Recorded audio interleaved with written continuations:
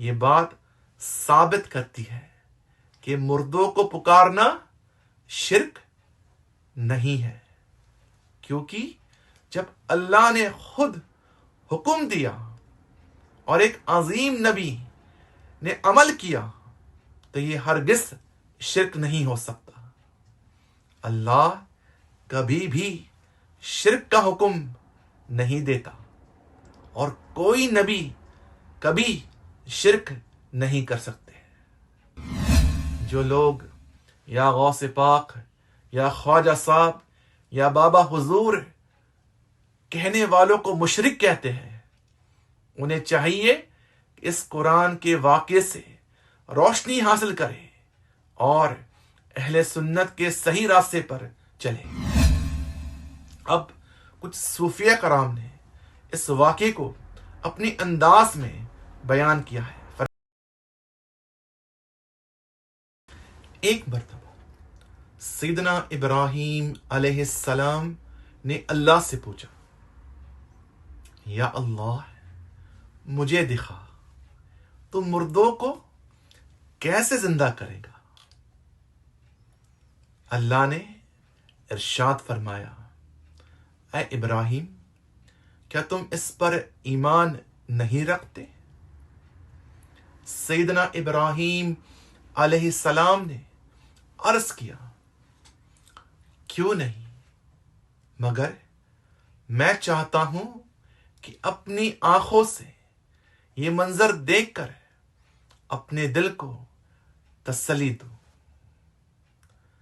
اللہ نے ارشاد فرمایا، 4 پرندے لو اور انہیں اپنا بنا لو، انہیں کھلا کر پال کر پھر انہیں ذبح کر کے ان کا قیمہ بنا دو، پھر ان کے گوشت کا کچھ حصہ آس پاس کے پہاڑوں پر رکھ دو، پھر ان پرندوں کو اپنی طرف بلاؤ، یہ پرندے زندہ ہو کر تمہارے پاس دوڑ آئیں گے اور تم مردوں کو زندہ ہونے کا منظر اپنی آنکھوں سے دیکھو گے۔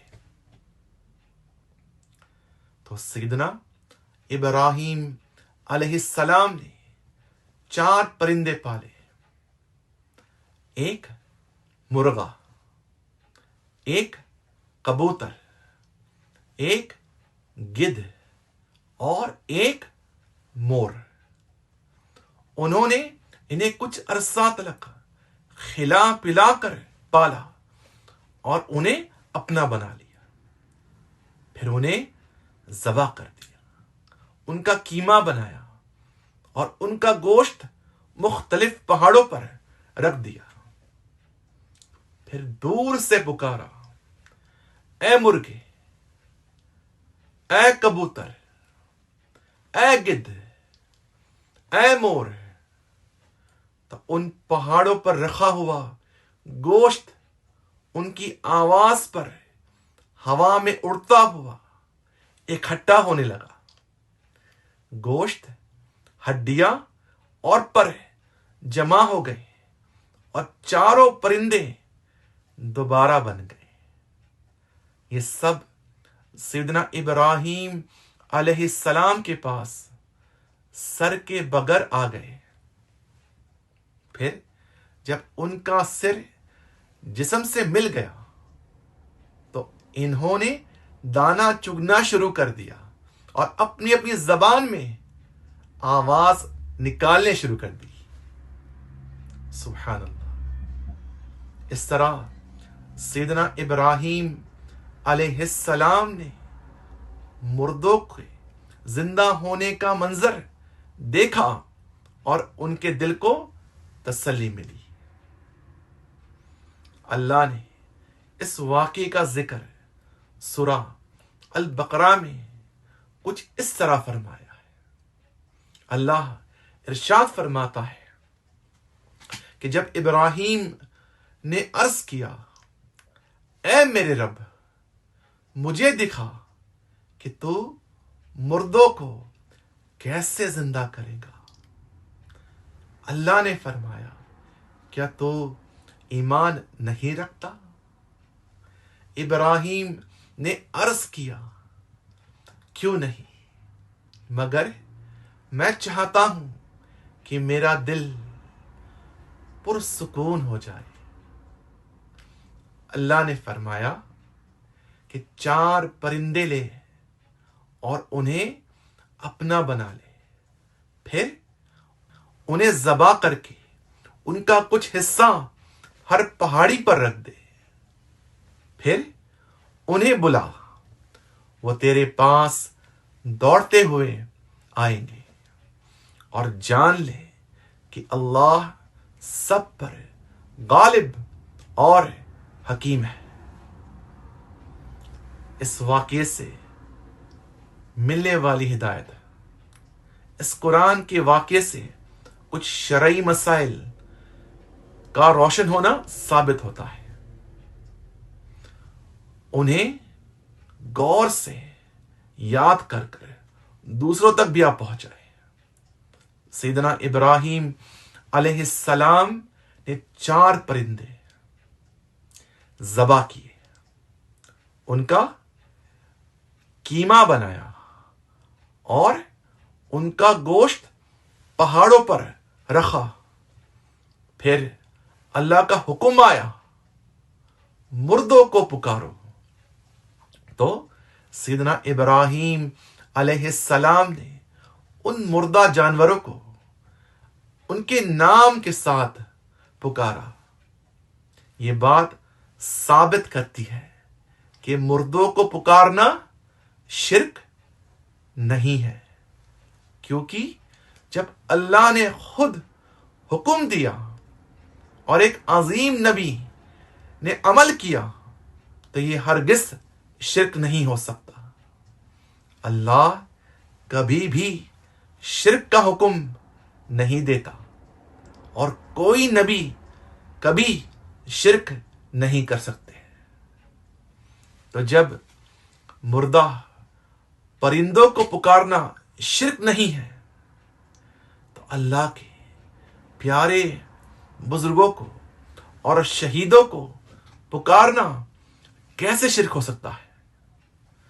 जो लोग या गौसे पाक या ख्वाजा साहब या बाबा हुजूर कहने वालों को मुशरिक कहते हैं, उन्हें चाहिए कि इस कुरान के वाक़ये से रोशनी हासिल करें और अहले सुन्नत के सही रास्ते पर चले।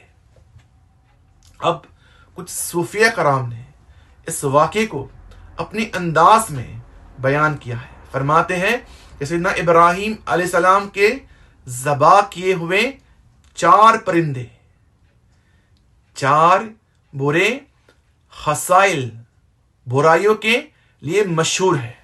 ये 4 परिंदे जो हैं 4 बुराइयों के लिए ये मशहूर है। कौन?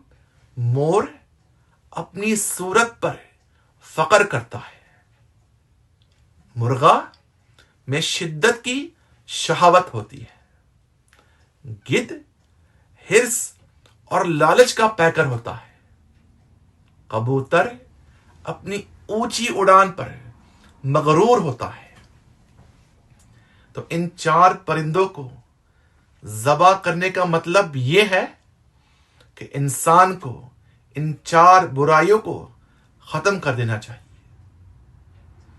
मोर को ज़बा करना अपने अंदर गुरूर और अपनी सूरत या लिबास पर फक्र खत्म करना है।